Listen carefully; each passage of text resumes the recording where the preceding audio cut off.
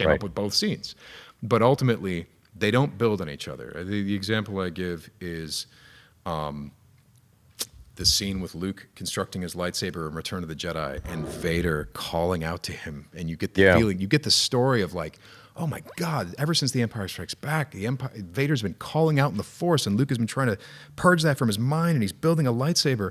It's an amazing scene. It's an amazing moment, but it's not right for the movie. Because if you knew he had a lightsaber, then there's no drama when he gets the lightsaber on the skiff and fights on Jabba's barge. There's no drama there. You know, like the whole thing of grabbing the lightsaber and lighting up, it's green, which tells the whole story and tells it at the right time. That's what you do, and that's what filmmaking is. That's what TV shows are. I mean, I could show you guys I have old cuts of Battlestar Galactica, I have old scripts, I have old cuts of Being Human episodes, and there are wonderful moments. And sometimes they're great, but then when you see them back to back with other moments, you're like, these two moments actually undercut each other. We got to pick one, and you cut a scene. So it's funny to me though that the fans, their own, some of them, not obviously not all of them. Star Wars fans are very sweet, but there are people whose their own anger, agendas, their whatever is going on in their life is being channeled.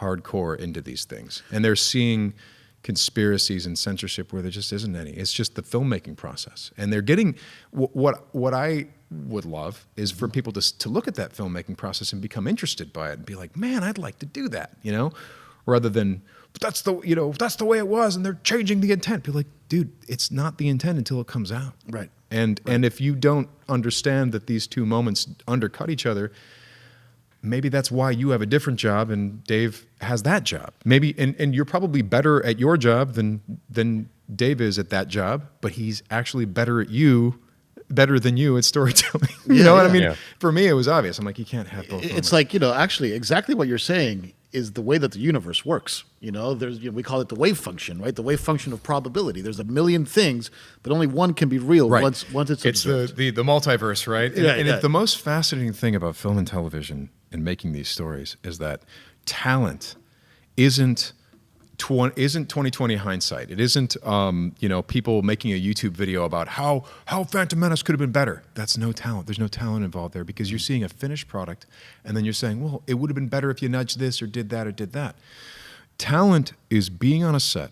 There's money being burned. There's time being spent, and you have a limited amount of time, and you're going. The train is moving, and making more right calls than wrong calls when you're on the set. That's what talent is. The actors, the directors, the producers that I've seen that pull off those moments, and you think it's so clear when you see the movie. It's got music in, it's got effects, it's all clear what it's supposed to be, but it's never clear when you're doing it. It's never clear when you're making it. When you're making it, you're making the best calls you can make, and if you can make more good calls than bad calls, guess what? You're talented. You're good at this. Yeah. But it's very funny. I've definitely worked with people who were huge on critiquing certain movies and say, oh, they shouldn't have done that, or they should have done this. I'm guilty of that myself. I've worked with those people, and the moment you start writing something with them or you start working on the set, and you notice, oh, they have no idea what they're doing. Right. You're good at critiquing a final product, but you don't know when you're in the middle of this, your instincts are no better honed than anyone's. And it's only experience in doing that makes you better at making the right calls versus the wrong. I mean, when you work with less experienced directors, it's funny because they're so white-knuckled and they're so afraid that they're going to make the wrong call that when you make a suggestion to them, they're like, no. Then you work with someone like Dave Filoni, who's more experienced, and you go, Dave, I think Maul should say this, this, and this. And he goes, yeah, because you think that Maul's about that, and it's all about your ego, isn't it, Sam?